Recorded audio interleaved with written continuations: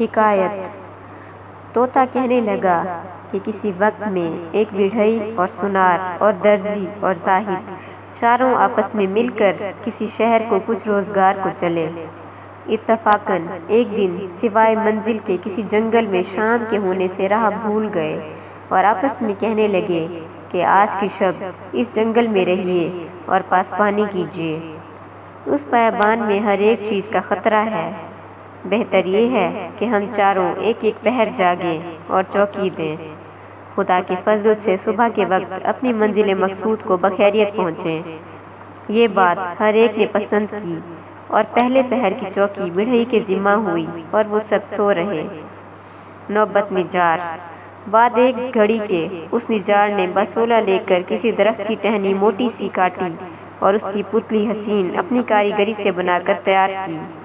بعد پہر کے آپ درزی کو جگا کر سو رہا۔ نوبت درزی۔ اور درزی اپنی بیداری کی خاطر کچھ سوچنے لگا کہ کسی سبب سے پہر پھر جاگے۔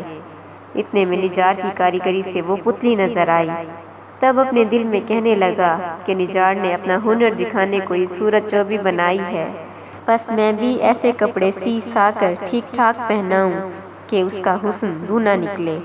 آخر اس نے بھی اپنی کاریگری سے اسی وقت ایک جوڑا نہایت عمدہ دلہنوں کا سا بنایا اور پتلی کو پہنا کر اور سنار کو جگا کر آپ سو رہا۔ نوبت زرگر۔ تب وہ زرگر اپنے جاگنے کا کچھ سبب ڈھونڈنے لگا۔ اتنے میں وہ پتلی کپڑے پہنے ہوئے دکھلائی دی، تب اپنے دل میں کہنے لگا کہ ان دونوں نے اپنا اپنا کسب دکھلایا ہے، بس مجھ کو بھی لازم ہے کہ میں بھی اپنا ہنر ظاہر کروں اور اس پتلی کو ایک نئی طرح کی گڑھت کے کہنے سے آراستہ کروں تاکہ وہ بھی معلوم کریں کہ یہ ایسا ہے۔ سنار نے یہ بات اپنے دل میں ٹھہرا کر ایسا گہنا گڑھ کے اسے پہنایا کہ وہ پتلی اور بھی خوبصورت ہو گئی۔ اغلب ہے کہ اس ساخت کا زیور آج تک کسی نے نہ دیکھا ہوگا نہ پہنا ہوگا۔ پھر اس پتلی کا یہ عالم ہوا کہ بیان نہیں ہو سکتا کہ ایک جی ہی ڈالنا باقی رہ گیا کہ اس زرگر نے زاہد کو اٹھا دیا اور آپ سو رہا۔ نوبت زاہد۔ زاہد اٹھتے ہی وضو کر کے عبادت الہی میں مشغول ہوا۔ بعد ایک گھڑی کے کیا دیکھتا ہے کہ ایک عورت حسین سامنے کھڑی ہے، پر وہ ہلتی ہے نہ جھلتی ہے۔ تب اس نے معلوم کیا کہ ان تینوں کی کارستانیاں ہیں، اب مجھے بھی اپنا کمال دکھلانا لازم ہے، بس میں خدا کے فضل سے ایسا کمال ظاہر کروں کہ اس بے جان کو دعا سے جاندار کروں تاکہ یہ بھی یاد کریں کہ عبادت کرنے والے ایسے ہوتے ہیں۔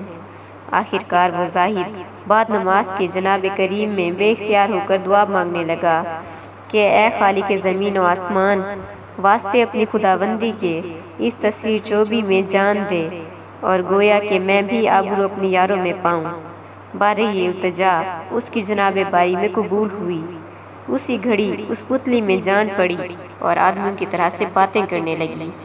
جب رات تمام ہوئی اور آفتاب نکلا، اس پتلی کو دیکھ کر وہ چاروں عاشق ہوئے اور ایک سے ایک قضیہ کرنے لگا۔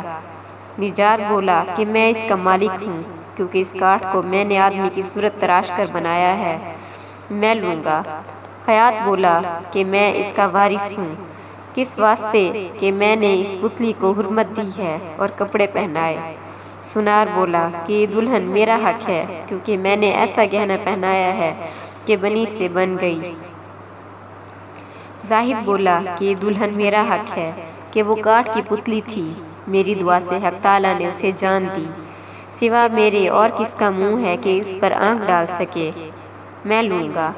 غرض یہ قصہ بڑھا اور ایک شخص غیر اس جگہ آ گیا۔ ان چاروں نے اس سے انصاف چاہا۔ وہ اس صورت کو دیکھتے ہی عاشق ہوا اور کہنے لگا کہ یہ میری بیاہتا بیوی ہے، تم سب اسے فریب دے کر نکال لائے ہو اور مجھ سے جدا کیا ہے۔ آخر ان چاروں کو غیر شخص کوتوال کے پاس لے گیا۔ کوتوال بھی اس کو دیکھ کر مبتلا ہوا اور کہنے لگا کہ یہ میرے بھائی کی بیوی ہے، وہ اس کو اپنے ساتھ سفر کو لے گیا تھا، شاید تم نے اس کو مار ڈالا اور لے بھاگے ہو۔ آخر وہ کوتوال ان سب کو قاضی کے پاس لے گیا اور قاضی بھی اس پر شیفتہ ہو کر کہنے لگا کہ تم کون ہو؟ یہ میری باندی ہے، میں اس کی مدت سے تلاش کرتا تھا اور بہت سا اسباب اور نقد و زیور لے کر بھاگی تھی، بارے آج تمہارے باعث سے ملی، وہ اسباب کہاں ہے اس کو بھی بتلاؤ۔ غرض اس قضیے نے یہاں تک طول کھینچا کہ سب زن و مرد اس شہر کے جمع ہوئے اور تماشا دیکھنے لگے۔ تب ان تماش بینوں میں سے ایک پیر مرد نے کہا کہ یہ قصہ تمہارا یہاں قیامت تک کسی سے فیصل نہ ہوگا۔ تم سب اس کو شہر جاؤ کہ وہ کئی دن کی راہ ہے اور وہاں ایک درخت بہت پرانا ہے، نام اس درخت کا شجرۃ الحکم کہتے ہیں۔ جس کا مقدمہ فیصل نہیں ہوتا وہ اس درخت کے پاس جاتا ہے۔ اس درخت سے ایک آواز نکلتی ہے کہ مدعی جھوٹا اور سچا معلوم ہو جاتا ہے۔ وہ ساتوں شخص اس بات کو سنتے ہی اس درخت کے پاس اس عورت سمیت گئے۔ تب سب نے احوال اپنا اپنا بخوبی اس سے اظہار کر کے کہا کہ اے درخت، سچ کہہ، یہ عورت ہم میں سے کس کا حق ہے؟ اتنے میں پیٹ اس درخت کا پھٹ گیا اور وہ عورت دوڑ کر اس میں سما گئی۔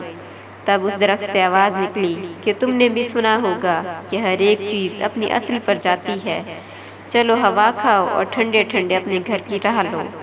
آخر کو وہ ساتوں شرمندہ ہو کر اپنے اپنے گھر گئے۔ طوطے نے قصہ تمام کر کے کہا کہ اے کدبانو، اگر تیرا شوہر آوے اور تجھے قید کر رکھے تو بھی اپنے معشوق سے شرمندہ ہوگی۔ بہتر یہ ہے کہ اب شتابی جا اور اپنے محبوب سے مل۔ خجستہ نے سنتے ہی جو جانے کا قصد کیا، صبح ہو گئی اور مرغ نے بانگ دی۔ جانا اس کا اس روز بھی یوں ہی رہا۔ تو یہ شعر پڑھا اور زار زار رونے لگی۔ بیت: صبح سے پہلے جی نکل نہ گیا، حیف ہے دل سے یہ خلل نہ گیا۔